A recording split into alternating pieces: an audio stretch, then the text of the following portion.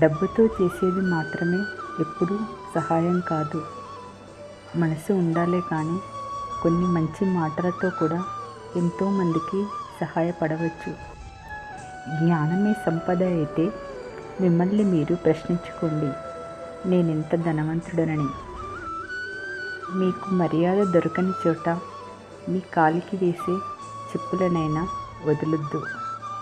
ఒకసారి ఒక బ్రిటిషనర్ స్వామి వివేకానందతో ఇలా అంటాడు, ఇక్కడ చూడండి, మత గ్రంథాలు ఒకదానిపై ఒకటి వరుసలో పెట్టి అన్నింటికన్నా క్రింద భగవద్గీతను పెట్టారు, అది మీ స్థానం అని స్వామివారిని ఎగతాళి చేస్తారు.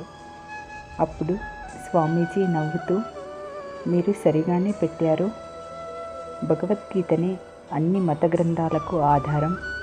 ఒకవేళ కింద ఉన్న భగవద్గీతను తీసేస్తే అన్ని గ్రంథాలు పడిపోతాయి.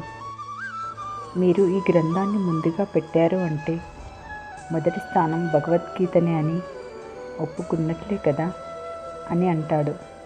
ఈ సమాధానంతో వారికి నోటి నుండి మారుమాట రాలేదట.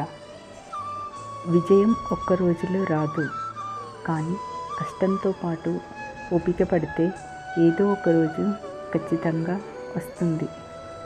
వ్యక్తిత్వం అనేది వెలుగుతున్న దీపంలా ఉండాలి.